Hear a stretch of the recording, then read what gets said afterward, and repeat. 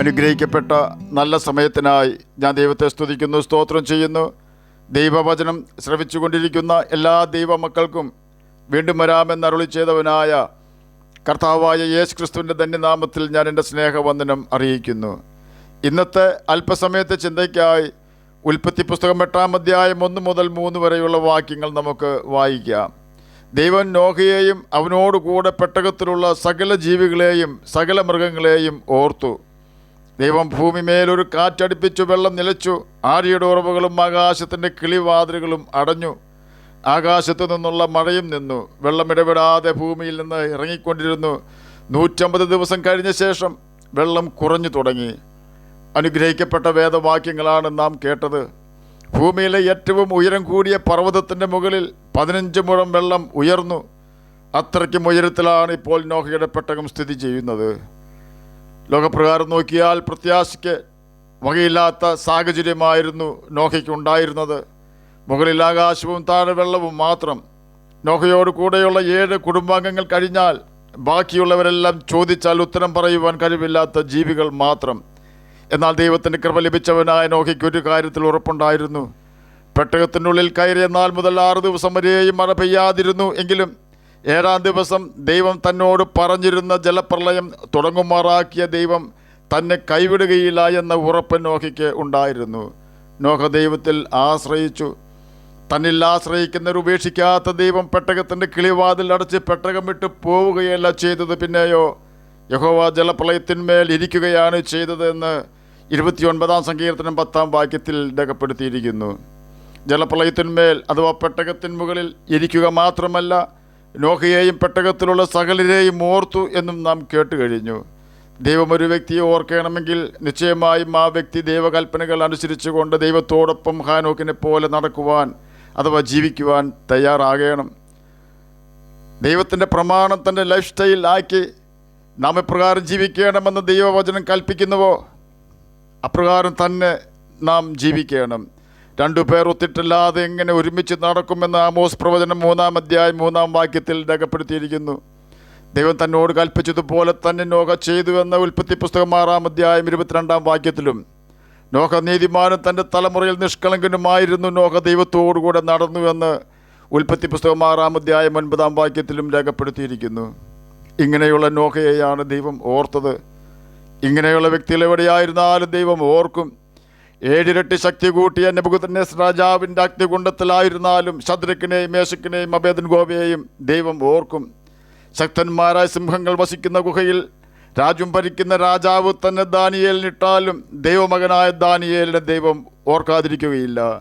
എത്ര ശക്തനായ ഗോലിയാത്താണെങ്കിലും ദൈവത്തെ ചോദ്യം ചെയ്യാതെ അനുസരിക്കുന്ന ദാവീദിൻ്റെ മുമ്പിൽ ചത്തു വീഴുവാൻ തക്കവണ്ണം ദൈവം ദാവീദിനെ ഓർക്കും. അതെ, ദൈവം ഒന്ന് ഓർത്താൽ തീയുടെ ശക്തി കെട്ടുപോകും, സിംഹങ്ങളുടെ വായ് അടയും. ദൈവം നോഹയെ ഓർത്തപ്പോൾ ഭൂമിയിൽ ദൈവം ഒരു കാറ്റടിപ്പിച്ചു. ഉടനെ വെള്ളത്തിൻ്റെ വരവ് നിലച്ചു, ആഴിയുടെ ഉറവുകളും ആകാശത്തിൻ്റെ കിളിവാതിലുകളും അടഞ്ഞു. ആകാശത്തു നിന്നുള്ള മഴയും നിന്നു. അതുവരെ പെട്ടകത്തിന് പ്രതികൂലമായിരുന്ന സകല കാര്യങ്ങളും ദൈവം അടിപ്പിച്ച കാറ്റ് മൂലം നിന്നുപോയി.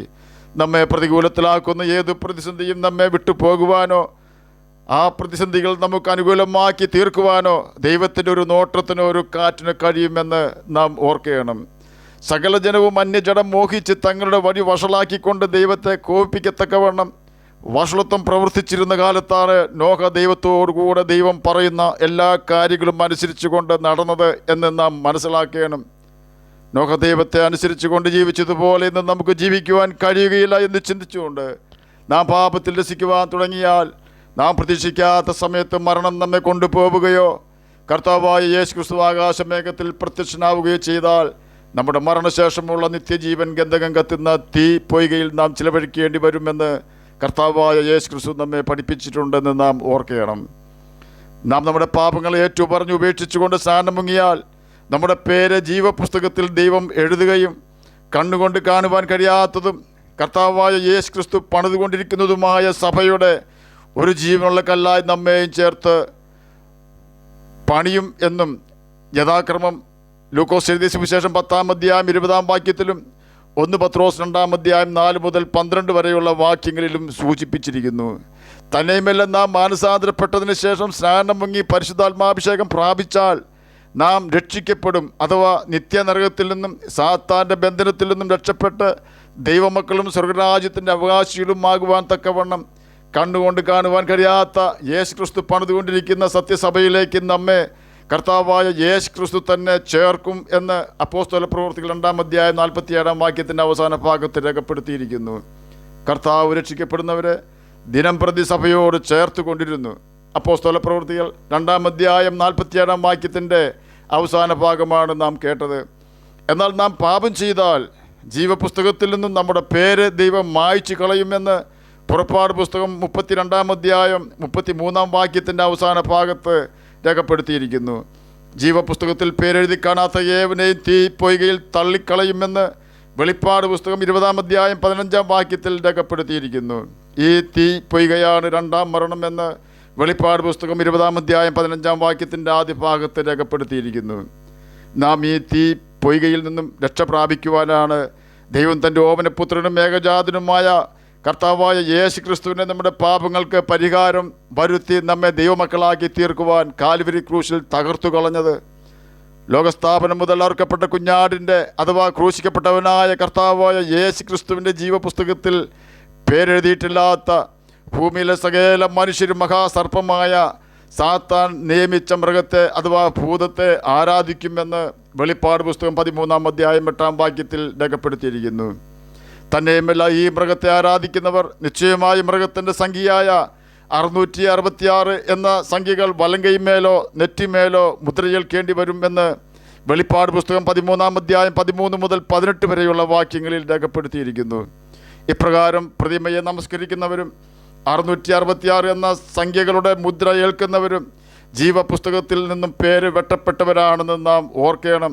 അവരാണ് ഗന്ധകം കത്തുന്ന തീ പൊയ്കയിലേക്ക് വീഴേണ്ടി വരുന്നവർ. ആ തീ പൊയ്കയിൽ രാവും പകലും ഒരു സ്വസ്ഥതയും ഉണ്ടാവുകയില്ല എന്ന് വെളിപ്പാട് പുസ്തകം 14-ാം അധ്യായം 11-ാം വാക്യത്തിൽ രേഖപ്പെടുത്തിയിരിക്കുന്നു. നാം നിത്യനരകത്തിൽ വീഴാതിരിക്കുന്നതിന് വേണ്ടിയാണ് കർത്താവായ യേശു ക്രിസ്തു നമുക്ക് വേണ്ടി നമ്മുടെ പാപവും ശാപവും തൻ്റെ ചുമലിൽ വഹിച്ചുകൊണ്ട് കാൽവരി ക്രൂശിൽ യാഗമായി തീർന്നതും അവസാന തുള്ളി രക്തം വരെയും നമുക്ക് വേണ്ടി ഊറ്റി തന്നതും തൻ്റെ പ്രാണനെ പിതാവിൻ്റെ കയ്യിൽ ഏൽപ്പിച്ചു കൊടുത്തുകൊണ്ട് അരിമത്യക്കാരനായ ജോസഫിൻ്റെ കല്ലറിൽ അടക്കപ്പെട്ട് 3-ാം ദിവസം ശക്തിയോടെ ഉയർത്തെഴുന്നേറ്റ് സ്വർഗത്തിലേക്ക് കയറിപ്പോയി പിതാവിൻ്റെ വലത്തുഭാഗത്തിരുന്ന് നമുക്ക് വേണ്ടി മധ്യസ്ഥത യാചിച്ചു കൊണ്ടിരിക്കുന്നതുമെന്ന് നാം മറക്കരുത്.